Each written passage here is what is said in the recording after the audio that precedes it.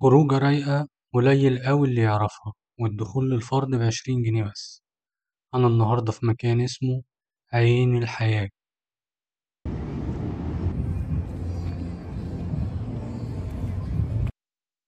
الصراحة المكان حلو أوي وهيعجبكم جدا. أنا عن نفسي انبهرت أول ما دخلت المكان.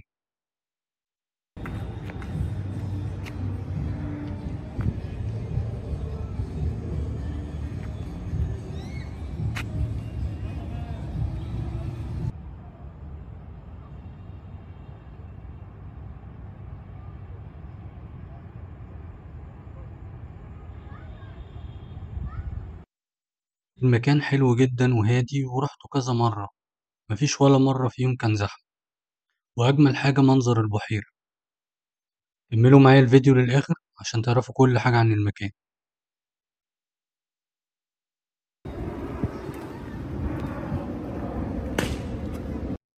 وزي ما انتوا شايفين في الصورة كده، ده ممشى على طول البحيرة. والمناسبة البحيرة كبيرة مش صغيرة، والمنظر بتاعها كمان تحفة. والممشى ده فيه قعدات تبع كافيهات. هبقى أوريها لكم.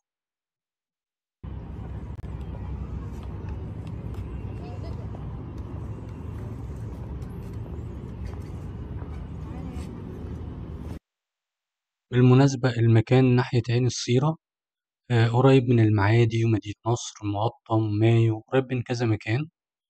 وهو كمان قريب جدا من متحف الحضارة.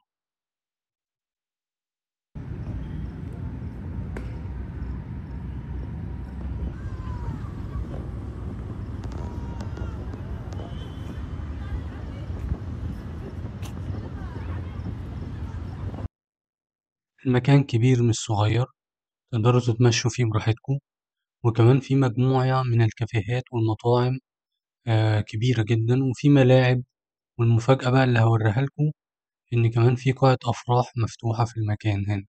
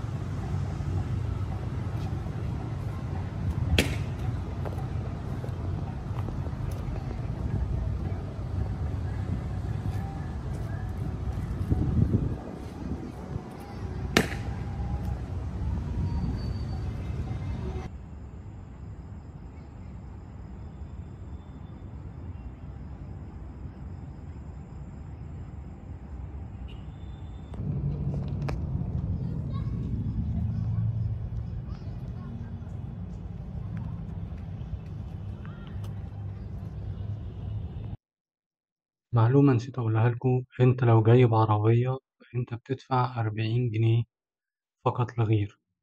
أيا ما كان عدد الناس اللي راكبة معاك قد إيه أو عدد الأفراد قد إيه، العربية وهي داخلة بتدفع 40 جنيه بس. إنما لو انتوا عدد أفراد جايين بدون عربية فكل فرد لوحده بيدفع 20 جنيه.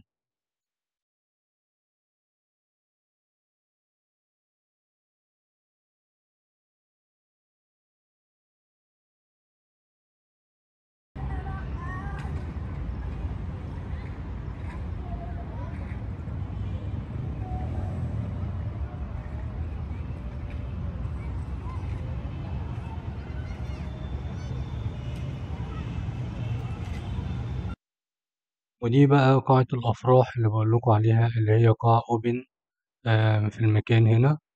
أسيبكوا تتفرجوا عليها.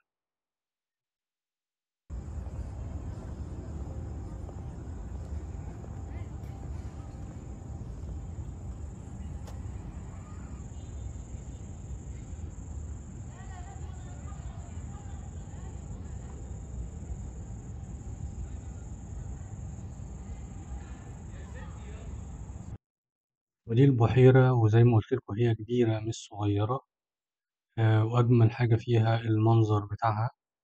وكمان القعدات اللي موجودة على طول البحيرة، وكأنك قاعد أو واقف على الكورنيش بتاع النيل.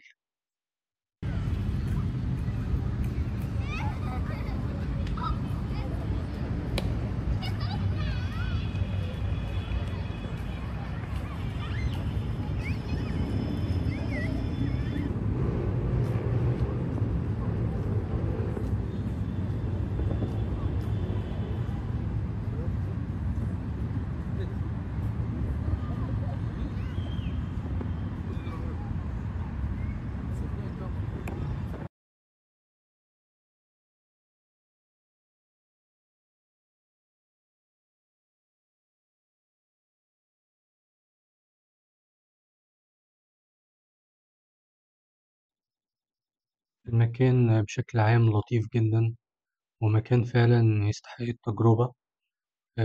وأنا عامةً أرشحه لأي حد عايز مكان هادي، عايز view كويس.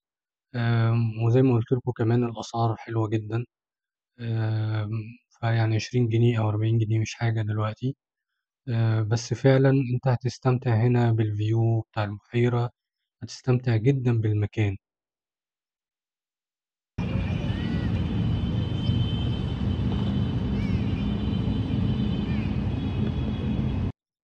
لو لسه مشتركتش في القناة، اعمل subscribe واشترك في القناة دلوقتي حالًا، وتابع كل جديد معايا. سلام عليكم.